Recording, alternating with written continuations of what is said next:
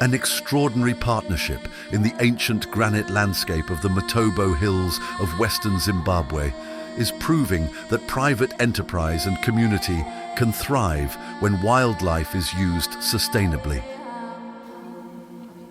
When the Johnson brothers, Guav and Courteney, partnered with the communal land residents who had long struggled with poverty and limited resources, something remarkable began to take shape. Together, they're transforming this rugged terrain into a flourishing wildlife reserve.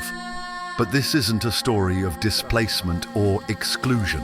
Instead, it's a tale of shared vision and mutual benefit. While the wildlife numbers have increased, the local community hasn't been neglected. This is conservation with a human heart, a model recognizing that protecting wildlife and supporting communities aren't competing goals, but complementary ones.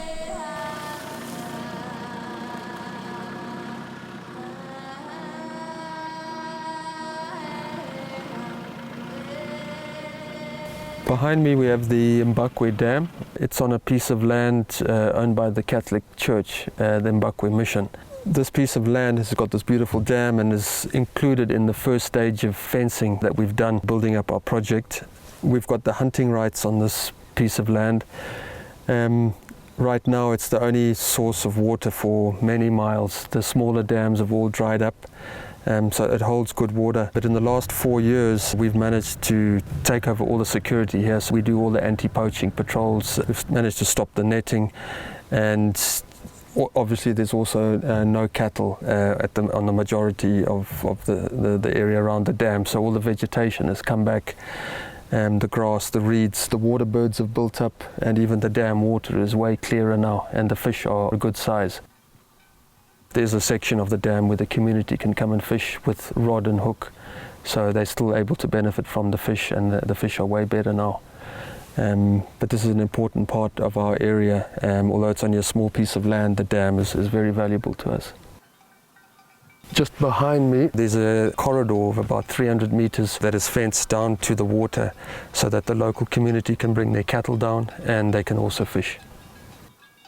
Here we are at one of the 2 community gardens. We drilled a borehole here 3 years ago. We were fortunate to get good water. This is a very dry, arid region.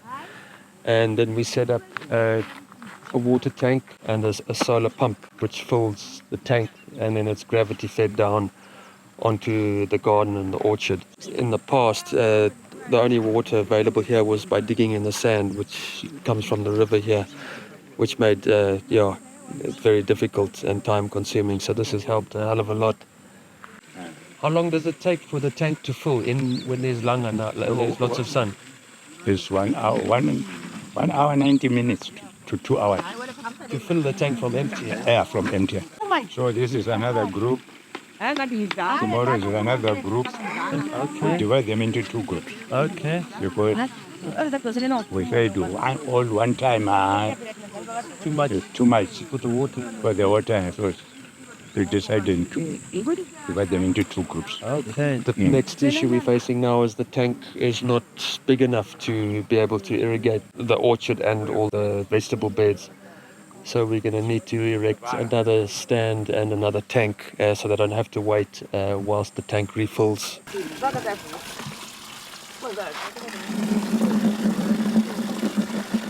So a couple of months ago we had an incident where some thieves came in and removed the water pump, and the community guys got hold of me and reported the incident. So I said to them, well, it's actually your pump, so you need to deal with it. You've got to get it replaced or make a plan.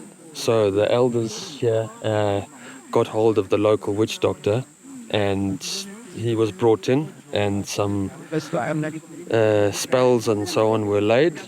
And the next morning when they came back to the garden here, everything had been replaced. The pump and the piping that had been stolen was laid back on the ground. So we were able to just reconnect it again. But yeah, that's what happened, yeah. Yeah, so here we're starting an orchard.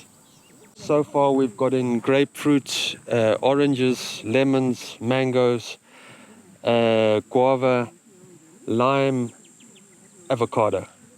That's what we've got in so far, and we're going to extend all the way up to the fence We're going to put a couple more trees in. We planted these trees, they're grafted trees, and we planted them in November last year, about October, November last year. That tree's actually got two limes on it already. So probably in another 4 or 5 years, this will be a thriving little orchard. Where we're situated here, obviously the elephant do come through here, so it is a risk that we take. But fortunately, most of the movement is a little bit further south of here, so hopefully we don't get too much damage from elephant in the garden here.